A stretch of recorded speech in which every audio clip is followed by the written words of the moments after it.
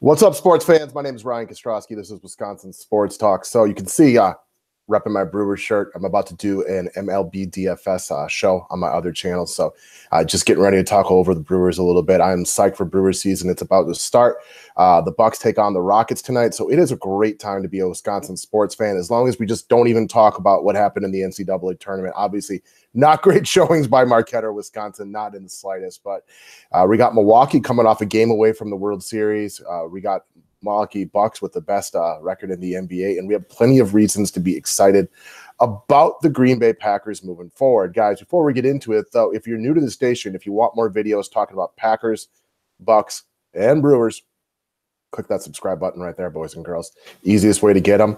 The show is newer. I'm a professional YouTuber for daily fantasy sports, but I want to talk about my hometown teams. I'm a Green Bay resident. I love my Packers. I love my Bucks. I love my Brewers. Still trying to find somebody who wants to come on here with me and talk about the Brewers for the up-and-coming season. If anybody's interested, it's real simple. I'll send you a Google Hangout.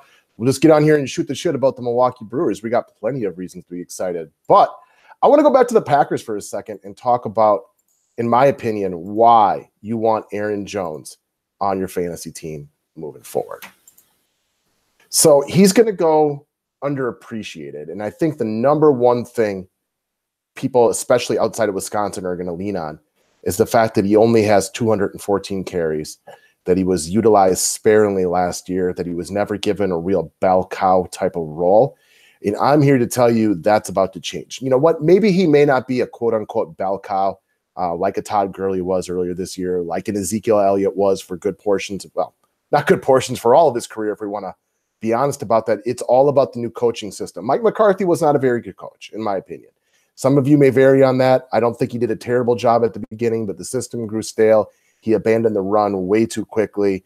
He sat around and just waited for Aaron to do everything. Aaron Rodgers, not Aaron Jones in this situation. But there's a lot of reasons to be encouraged about Jones' potential stock this year in the fantasy football format. In fact, I think he has every possibility for being a first-round type of talent. So let's go over and let's talk about the new coaching additions, Matt LaFleur and Hackett. And let's just read this right from Rob Demovsky, the ESPN staff writer for the Green Bay Packers. I've had an opportunity to talk to Rob a couple of times because he's got a kid the same age as mine that played baseball. So I feel like I kind of stalked him a little bit at the game and talked to him, but he was nice enough to retort back to me and let me go on and on about the Packers for a few minutes. Extremely nice guy. Obviously wish him the best of luck. So the Tennessee Titans, and we'll just read the first paragraph here. The Tennessee Titans fielded the NFL's 7th most prolific running game last season with Matt LaFleur as the play caller. Let's not forget that the Titans have no good skill position receivers and no good quarterback. Means you could sell out to stop the run on every single play. And it wasn't until the very end of the year where Derrick Henry finally seemed to get it that they were even much in the way of quality running backs. Derrick Henry looked like Trent Richardson 2.0 for most of the season. He was really good towards the end of the year. And I like Deion Lewis, but he's more of a pass-catching little running back. So the 7th most prolific running game last season without a lot of great pieces around there to do that. The year before, the Jacksonville Jaguars led the NFL in rushing yards per game with Nathaniel Hackett as the play caller. Again, I feel very, very strongly that we are going to transition to a team that runs the ball a lot more. We're going to run the ball. We're going to play defense. We're going to take a lot of the pressure off of Aaron Rodgers. And what that's going to allow Aaron Rodgers to do is, one, remain healthier, not be running for his life on every single play, but become extremely efficient again. And what I mean by that is you're going to see more big plays because the defense will start creeping up to stop the run. You will see lower scores in our games. Done are these days a 45-37. I think you're going to see a lot more Packer victories where they win the game 24-13, 27-17, stuff like that. And Aaron Jones, they're going to feed the beast right here. Now, Jones may not be big enough, to shoulder the load that you would put on a guy like an Ezekiel Elliott. I know he's 5'9", 208 pounds, as you can see right there. But this guy is extremely talented. So what I want to point out right here is through 2 seasons, and albeit it's not a gigantic sample size, Aaron Jones has a 5.5 yards per carry, which is 1.1 yards per carry better than Todd Gurley, 0.8 yards per carry better than Ezekiel Elliott. I believe Le'Veon Bell's at a 4.1. So again, I get it. It's a smaller sample size. I can't say that he would average that if he were to, take 300, 400, carries in a season. But this guy is extremely efficient. In his rookie season, again, small sample size, I understand that, but only Alvin Kamara, a fellow rookie, ranked higher than him for the number of explosive plays. This guy is long touchdowns waiting to happen. We've seen it happen with him over and over again. He started to develop within the passing game as the season progressed. This is a guy that if you get him 20 touches a game will average more than 100 in total yards. And one of the things people worry about, and I think this is where you have to be like a complete football dork like I am to really kind of get into the nitty gritty here, is they worry about Aaron Rodgers want to audibling out into more pass plays.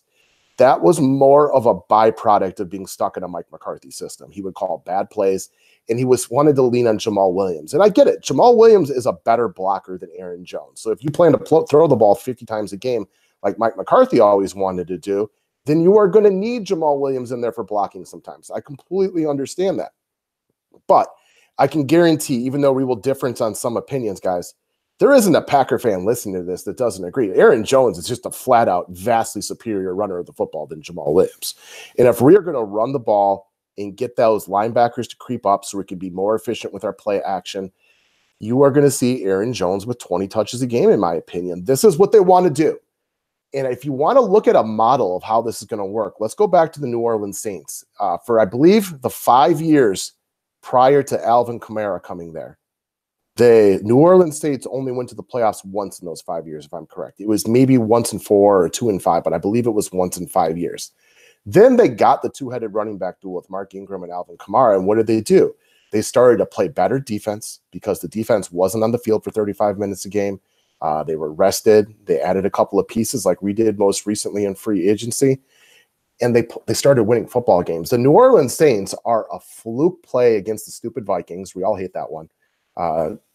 From going to the NFC Championship the prior season. And this year, Drew Brees got hurt down the stretch of the season. I know he played, but something was wrong with his arm strength, so the Saints faded a little bit. And then they were a horrible missed call away by the referee from going to the Super Bowl. So they completely changed their strategy on the football field, and they became more of a run and defensive team. And then they let Drew Brees make plays when they needed him to make plays. I fully expect that is what you're going to see out of the Green Bay Packers this year. Aaron Rodgers might finish the year as like the 6th or 7th best fantasy quarterback, but he's going to do it at an extremely efficient, but with lower throwing totals. You know, remember Drew Brees back in the day when he was throwing for 5,500 yards a year and 40 touchdowns, or at least 35? They weren't winning ball games because the defense couldn't do anything. They were always gassed, and they were just coming back out there and giving up more points. We've seen a lot of that same kind of game plan with the Green Bay Packers, but now that we've brought in the new regime, and this is a regime that wants to run the ball. I read an interesting article before getting on here. I should have pulled it up, but last year, the Tennessee Titans ranked number 1 in the entire NFL for what was the best way that they phrased it? For the quality of passing attempt that Marcus Mariota got. Now, Marcus Mariota is not very good. He's not accurate. He got banged up. He couldn't be efficient with what he's doing. But let's not sit here and pretend like Marcus Mariota and Aaron Rodgers are the same thing. Aaron Rodgers is one of the greatest quarterbacks to ever play the position at any level, much less, the difference between him and Marcus Mariota. So if you give Rodgers that opportunity, I think you'll see a monster bounce back season from him from an efficiency standpoint. If we can keep some of our receivers healthy, maybe add, one more tiny piece through free agency or the draft, you're going to see it be significantly more efficient. And Aaron Jones will very likely, he's averaged 5.5 yards per carry so far. He's very big play capable. So you're going to see games where he busts out long run and then maybe multiple long runs. And then we're going to be able to kill the clock. Mike McCarthy was bottom of the barrel when it came to clock management. But now the offense will ride with the running game. And unless we get down by 2 touchdowns, you are going to see Aaron Jones consistently get the ball. Let's take a look at his game log from last year. More routinely, higher number of touches. He's going to be utilized more in the passing game. Like, this is what happens when Aaron Jones get touches. Against Atlanta, he got a little over 100 in total yards, reached pay dirt, had a couple of catches in there. And at no point did he ever get to, over 17 carries per game. In fact, he only he tied 17 twice, got 15 once. But you look at all these quality games that he's got in here. There's only one game against Seattle on the road in Seattle on a Thursday night that he averaged under 4 yards per carry, unless you want to count the last game when he only rushed the ball 4 times and got hurt. He wasn't extremely good against Arizona, but again, we abandoned the run right away. I think we gave him 4 or 5 carries on the first drive, and then we just stopped because we didn't score a touchdown in the first drive. Mike McCarthy blew that game as per usual. You're going to see a lot more games. Like, he was efficient extremely against Miami. He was good against New England. He was good against the Rams. Why we abandoned the run against the Rams, I have no idea. And I think a big difference is, and a lot of people, I feel like, don't quite understand it, Aaron Rodgers has come out multiple occasions and been in big favor of Aaron Jones getting the football. He is significantly more likely to audible out of a play under Mike McCarthy with Jamal Williams in there. I like Jamal Williams as like a secondary running back, as a backup guy, but he's not an every down type of running back. And McCarthy was so dead set on passing the ball constantly all the time that he was never really willing to just go into this running game, and he would take him out. Aaron Jones is capable with catching passes. He should work on his blocking in the offseason and get better at that. But look at all the touchdowns this guy was racking up. He scored every week from week 5 up until week 11, a lot of times breaking longer runs because we know McCarthy won't utilize him in the red zone properly. The only game that he didn't score was against New England. And again, he had 14 carries for 75 yards that game and looked very good while doing it. So for me, obviously, we're going to have to know where Aaron Jones is going to be projected, where the quote unquote pundits out there are taking a look at him. If we want to decide exactly where you want his draft stock to be. But I think a lot of people are going to miss the boat on this one. And I think there's really good value to be had with Aaron Jones for the up and coming fantasy season. He's going to be a DFS darling early in the year for me. We'll see what happens after that once his price goes up. That's a weekly thing.